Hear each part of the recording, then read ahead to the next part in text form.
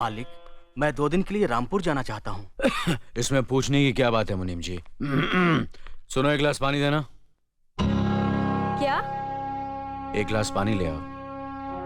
ना तो मैं आपकी नौकरानी हूँ और ना ही आपका छोटा भाई जो आपका हुक्म सुनते ही दौड़कर आपके लिए गिलास पानी ले आऊं। मेरे बाप के घर में मेरे एक इशारे पर 10 नौकर हाथ बांधे खड़े रहते थे। ये मत भूलिए कि मैं एक अमीर बाप की एक लौती बेटी हूँ।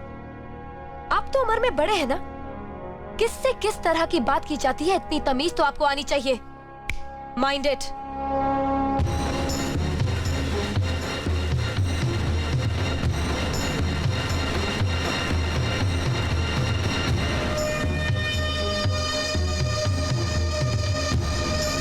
मालिक, छोटी बहू की बात का बुरा मत मानना, नादान है, बच्ची है।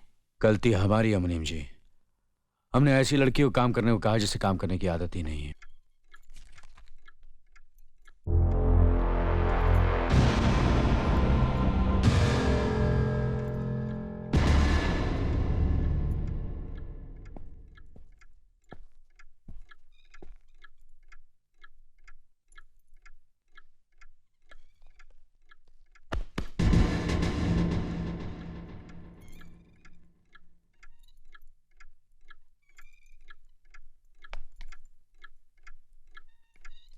इसे मैं फेंक देता हूं बड़े भैया, आप चाहिए। मुनीम जी, जो राम प्रसाद की बेटी की शादी के लिए जेवर देने के लिए कहा था, भिजवा दिया? जी हाँ मालिक। शहर में रहकर यही बदतमीजी और ओछी हरकतें सीखी आपने? अपने से बड़ों का लिहाज करना नहीं आता आपको? किससे कह रहे हो तुम? आपसे कह रहा हूं। औरत पैदा हुई है तो औरत की तरह रहना सीखिए। मीना। नकुल, तुम अंदर जाओ।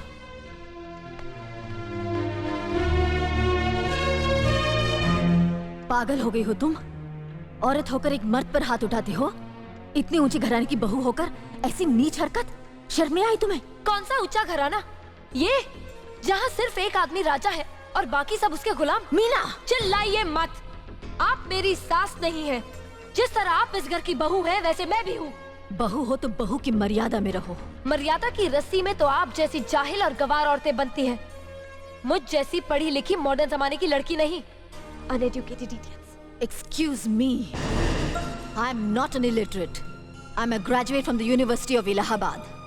I am aware of the modernization of women, but I have not forgotten my culture, my customs, my traditions and my values. And most of all, I'll never ever forget that I am an Indian woman. Modern जमाने की औरत भी औरत ही होती है। उसे भी मर्द ही ब्याह कर ले जाता है, मर्द को ब्याह कर वो नहीं ले जाती। जमाने ख्याल और लिबास बदल देते हैं, औरत की शरीर की बनावट नहीं। लोग तुम्हारे ख्याल की लड़कियों को लज्जत का सामान भले ही समझते हो, इज्जत के काबिल कोई नहीं समझता। इज्जत आज भी उन्हीं औरतों की होती है जिनकी आंखों में हया हो, लाज हो, शर्म हो। हम नहीं कहते कि तुम बंदिशों में रहो, लेकिन अपने दायरे की सीमा को मत भूलो। लड़की जब अपने माँ बाप के घर होती है तब उसके कांधों पर अपने ही घर की इज्जत का बोझ होता है, लेकिन जब वो बहू बनकर ससुराल जाती है तब उसके कांधों पर एक नहीं 2 परिवारों की इज्जत का बोझ होता है। आज जिस तरह तुमने नकुल को तमाचा मारा, अगर उसी तरह उसका भी हाथ उठ जाता तो तुम्हारी क्या इज्जत रह जाती? कभी सोचा तुमने? क्या बात है मीना?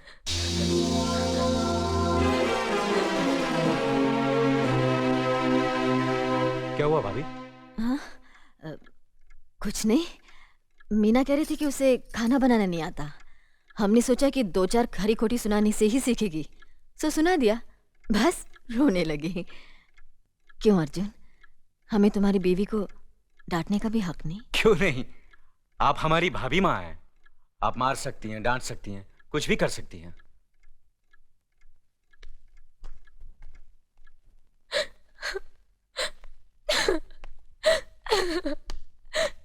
मैंने भूल की जो मैं इन लोगों के बीच आ गई। मेरी तो इस घर में कोई इज्जत ही नहीं है। जब देखो तो सब मेरी इंसल्ट करते रहते हैं। मैं कब से रो रही हूँ, तुम पूछ भी नहीं रहे हो कि मैं क्यों रो रही हूँ। बेकार रो रही है तो कौन पूछेगा? अच्छा, तो मैं तुम्हारे लिए और इस घर के लिए बेकार हो गई हूँ। अरे बेकार तो तुम हो गए अपने परिवार के बीच में रहकर। मैं कब से बोले जा रही हूँ और तुम हो के सुन ही नहीं रहे हो। इंसान की चीख सुनकर लोग शुभ अशुभ का विचार करते हैं, लेकिन जब मेंढकी को जुकाम होता है उसकी चीख की कोई परवाह नहीं करता। ये मत भूलो कि जब मेंढकी चिल्लाती है तो आंधी और तूफान आते हैं। आंधी और तूफान आएंगे तो उसका नतीजा तुम्हें ही भुगतना पड़ेगा। तो फिर ठीक है, अब मैं तुम्हारे साथ तब भी रहूंगी जब तुम मेरे साथ मेरे डैडी के घर रहोगे।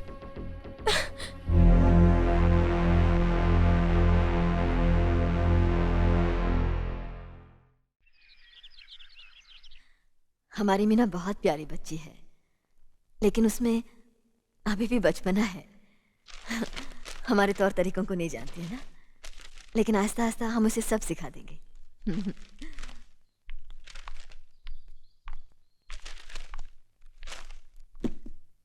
बड़े भैया, ये अपने घर जाना चाहती है। जाना भी चाहिए, 4-5 महीने हो गए, मायके की याद भी आती होगी इसे। और अर्जुन, तुम्हारे ससुर जी तुम्हें कई बार बुला चुके हैं, तुम भी कुछ दिनों के लिए हो आओ, तुम्हारा मन भी बहल जाएगा।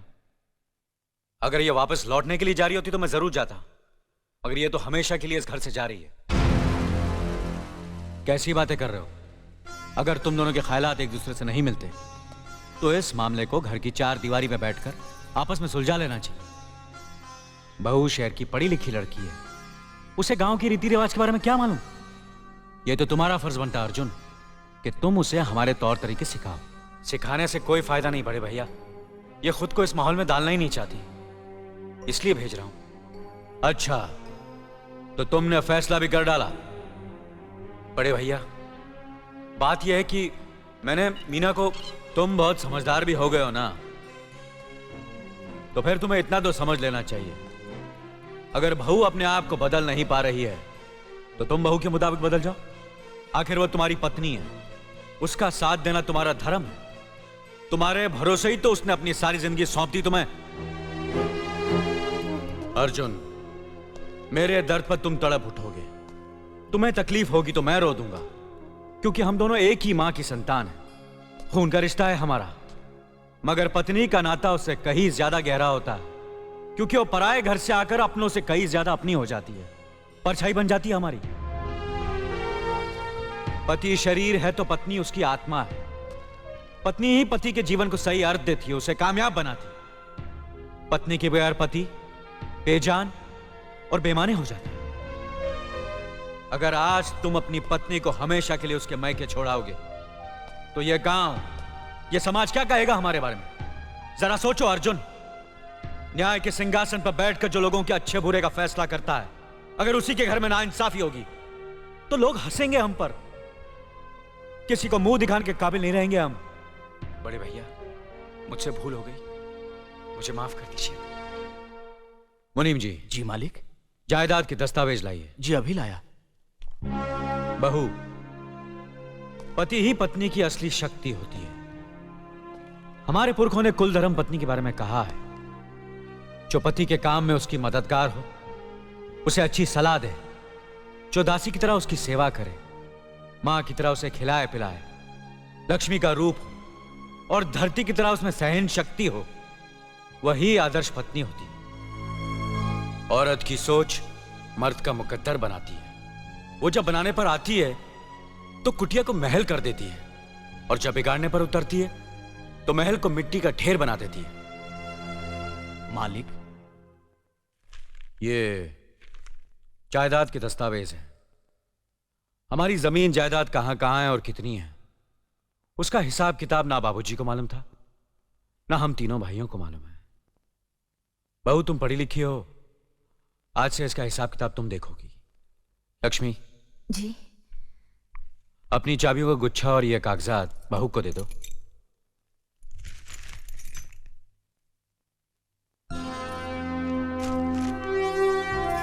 आज से तुम इस घर की मालकिन हो। तुम जहां कहोगी, जिस कागज पर कहोगी, हम तीनों भाई चुपचाप आंख बंद करके दस्तखत कर देंगे। जैसा कहोगी वैसा ही करेंगे। बस एक ही विनती है बहू,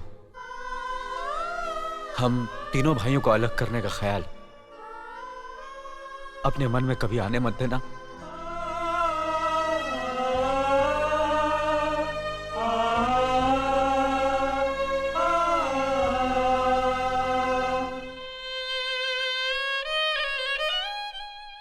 अच्छा किया तुमने बहू, बहुत अच्छा किया।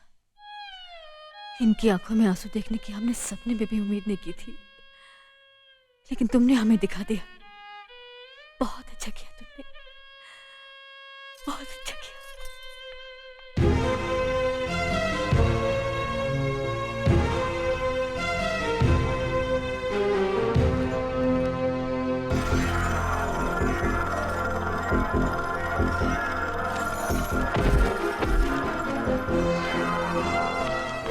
मीना, मीना, क्या हुआ बहू? मीना, मनी जी जल्दी से डॉक्टर को बुलाइए।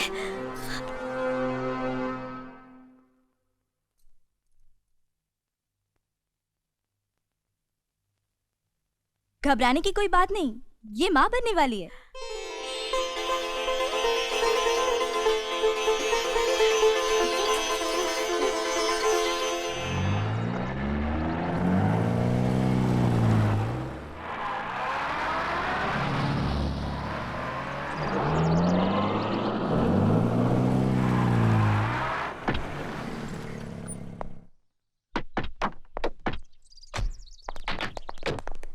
आप लोग यहीं ठहरिए, मैं ठाकुर साहब से मिलकर आता हूँ।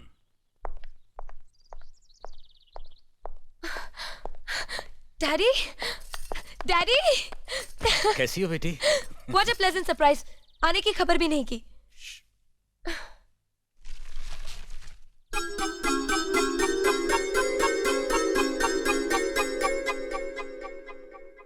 ठाकुर साहब, पाए लागू। समधी जी, आप अचानक यहाँ कैसे? तशरीफ रखिए, बैठिए ना। आपके बराबर बैठने की मैंने कभी गुस्ताखी नहीं की, तो आज कैसे करूंगा? बहुत दिनों बाद हम लोग मिल रहे हैं। कहिए, आपका कारोबार कैसे चल रहा है? आपकी कृपा और आशीर्वाद से ठीक ही चल रहा है। दिल्ली में इंडस्ट्रीज मिनिस्टर के साथ कब की अपॉइंटमेंट ली है? कल सुबह 11 बजे सर। इनकम टैक्स केस का वकील ने कहा है कि 15 तारीख की हियरिंग में मामला क्लियर हो जाएगा। आज एक्सपोर्ट का माल जापान के लिए जहाज से रवाना हो जाएगा ना? जी हाँ सर। नमस्ते ठाकुर साहब। नमस्ते नमस्ते नमस्ते। अरे दीनानाथ जी, आप लोगों ने यहाँ आने की तकलीफ क्यों की? मैं आपकी संस्था के लिए गवर्नर साहब से बात कर चुका हूँ, आपका काम हो जाएगा। धन्यवाद, बहुत बहुत। अरे गोपीनाथ जी, होम मिनिस्टर ने वादा किया कि आपके भाई का ट्रांसफर जल्दी ही हो जाएगा। Thank you sir. Daddy, good morning daddy. Good morning my child. आप कहीं जा रहे हैं क्या? हाँ बेटी, एक जरूरी काम से दिल्ली जा रहा हूँ। अपना ख्याल रखना। हाँ ओके। Okay, bye.